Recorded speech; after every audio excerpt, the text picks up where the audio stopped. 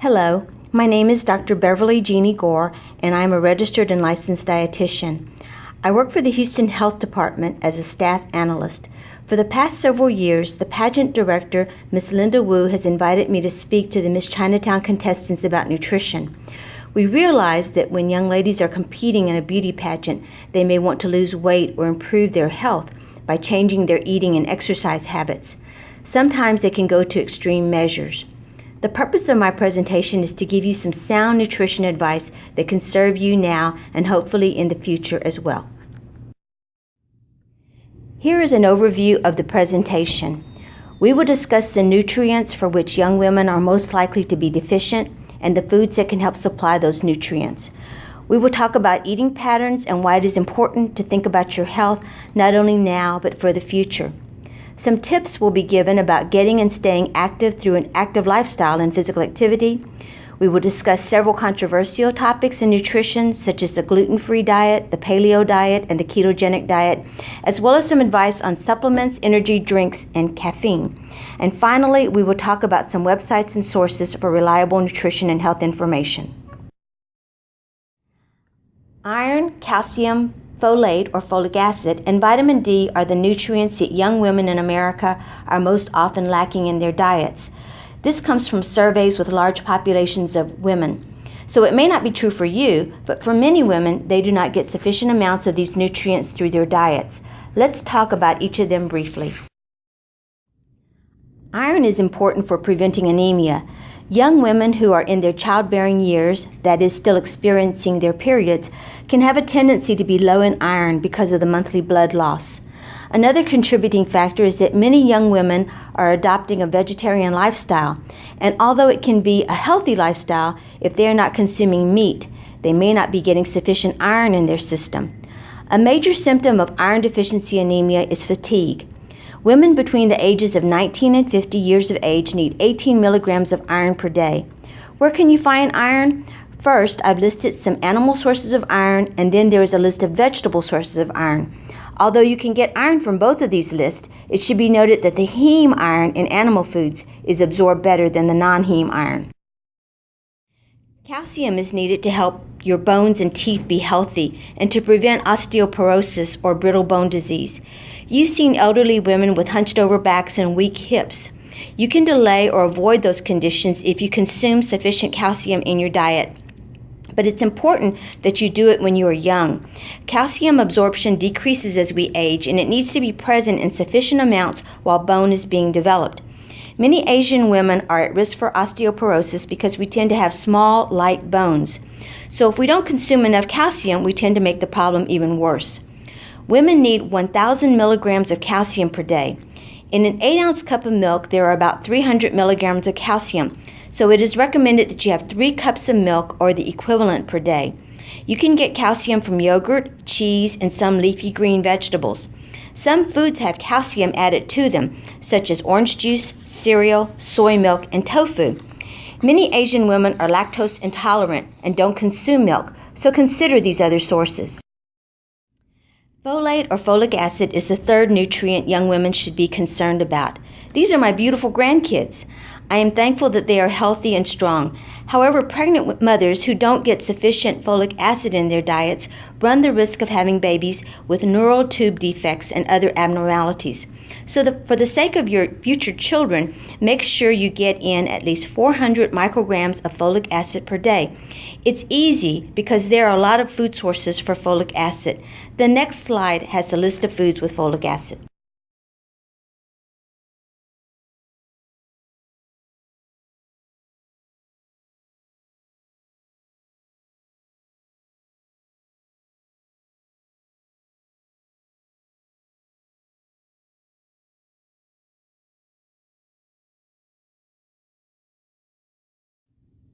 When we talk about a healthy diet, we always include fruits and vegetables. Everyone needs 5 to 9 servings a day. You ask, what is a serving? A serving is a medium-sized piece of fruit, a half a cup of raw, cooked, or canned fruit or vegetables, 3/4 cup of fruit or vegetable juice, a half a cup of cooked beans or peas, 1 cup of raw leafy vegetables like in a salad, or a quarter cup of dried fruit like raisins, dried cranberries, or dates. Fruits and vegetables are important because they have fiber, phytochemicals, and antioxidants. They are loaded with vitamins and minerals, including folate.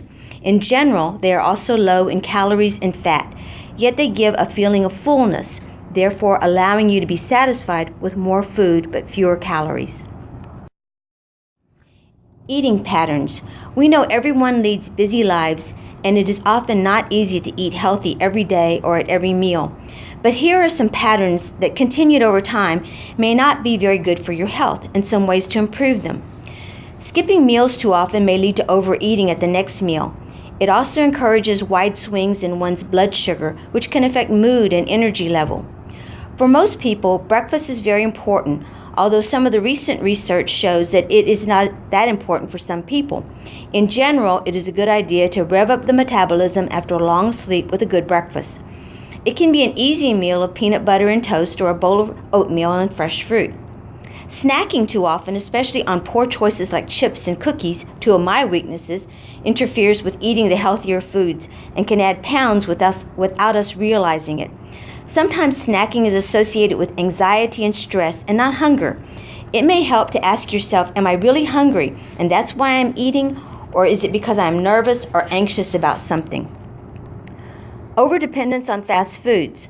Although you can find some good things at fast food restaurants, salads, yogurt parfaits, fresh fruits, it's a good idea not to eat fries, hamburgers, and fried foods too often. Typically, they include more salt and fat than the homemade versions. So learn to cook so you can control the amount of fat and sodium when you cook a hamburger or prepared fried chicken or nuggets. Too much soda or coffee can give your body too much sugar and or caffeine. Your first choices should be water, fruit juice, no more than 8 ounces a day, and milk. So what should you do if you want to lose or control your weight? First, let me say that there are a variety of ways that people have been successful with managing their weight, but it usually boils down to calories in and calories out. Do you really need to lose weight, and if so, how much? Many health professionals use the body mass index, BMI, to determine if a person is at a healthy weight. You can calculate your BMI by taking your weight in pounds, multiplying it by 703, divided by your height in inches squared. For me, that is 115 pounds times 703, which equals 80,845. And divide by 61 inches times 61 inches, which equals 3721, which equals 21.7. So my BMI is 21.7.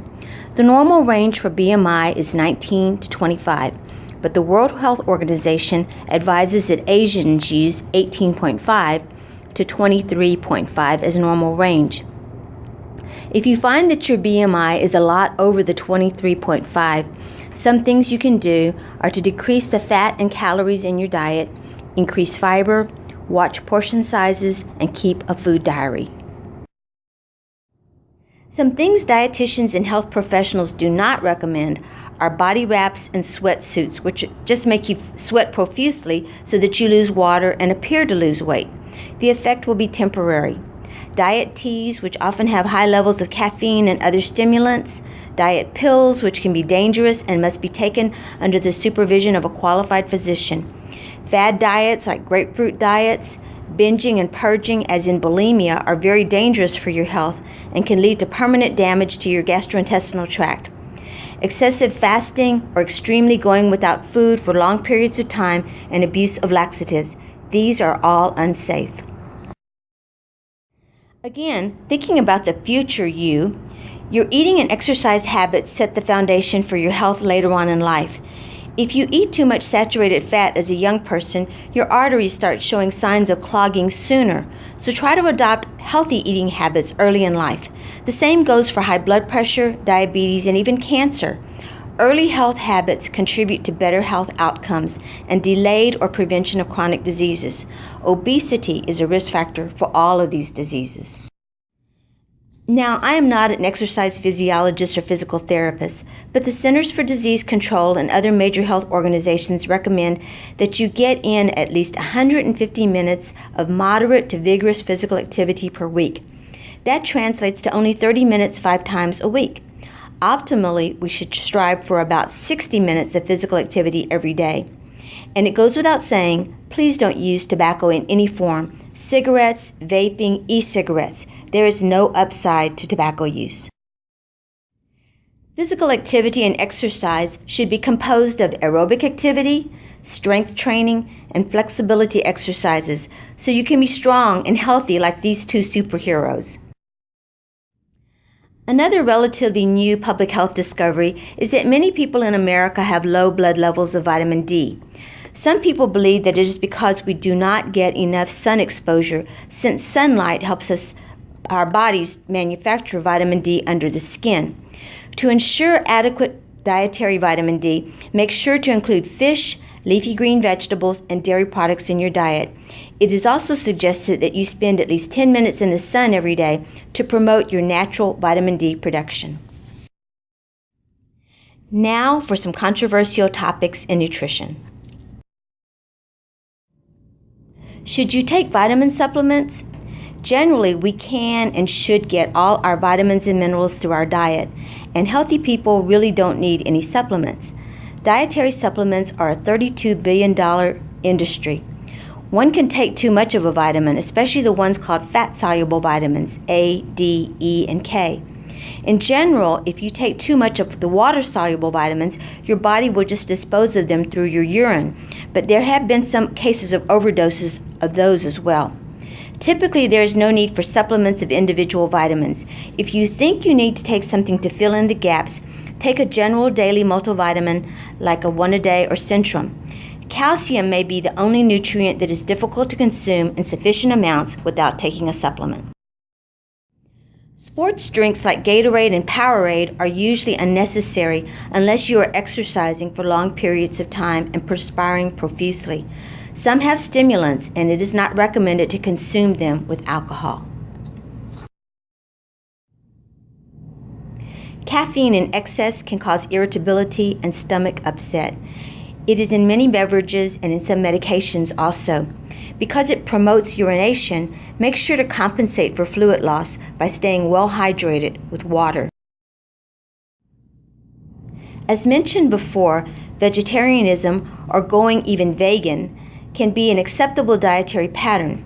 If you consume eggs and milk on a vegetarian diet, you are likely to be fine. However, if you go vegan or vegan, you may need a vitamin B12 supplement. Keep in mind, though, going vegetarian doesn't necessarily mean you have a healthier diet. Most desserts do not contain meat or animal products, and some people on vegetarian diets overdo on those items and still gain weight and develop chronic diseases like diabetes and heart disease. In a recent news headline, a young man, not the one shown, died from having too many energy drinks. They have strong stimulants and can lead to heart irregularities and changes in blood pressure. If combined with alcohol, they can be very dangerous. Be careful with herbal supplements also. Few studies have shown that they really work. If you choose to use them, make sure they don't have any harmful interactions with over-the-counter or prescription medications that you take. They typically rely on testimonials to sell their products instead of scientific trials. Be wary of the marketing of these products, since vendors are often only profit-oriented and not interested in promoting health. A popular dietary trend is to go gluten-free, but what is gluten? And should you go gluten-free? Gluten is a protein found in breads and baked goods made with wheat, rye, and barley. Gluten helps foods maintain their shape, acting as a glue that holds food together. Gluten can be found in many types of foods, even ones that would not be expected, like soy sauce. Gluten should be avoided by people with celiac disease, but it has been discovered that some individuals without this diagnosis can exhibit a gluten sensitivity and seem to feel better when they reduce or eliminate gluten from their diets. Initially, a lot of people were going gluten-free because they felt that it helped them lose weight. This is probably because they reduced or eliminated a lot of the carbohydrates from their diet, So going gluten-free may not necessarily cause you to lose weight. There's no real harm in going gluten-free, but just know that it may not lead to weight loss. Another popular dietary trend is the paleo diet. What is this new trend? It is based on the theory that we should eat as our ancestors, the cavemen, ate. So it is based predominantly on meat, nuts, fruits, and vegetables. In some versions of the diet, people eat only raw fruits and vegetables. A diet high in protein and low in carbohydrates causes your body to go into ketogenesis, in which your body burns more fat, so some weight loss can occur. The downside of the paleo diet is some people may tend to eat too much meat and may develop issues with gout or high cholesterol. It's often hard to not eat baked goods or processed foods. Scientists also say that cooked foods may allow the body to absorb more nutrients than raw foods. A good reference is the ChooseMyPlate.gov website, where it shows a plate and the proportions of fruits, grains, vegetables, protein, and dairy that should be a part of a healthy diet. Finally, there is a lot of nutrition information out there.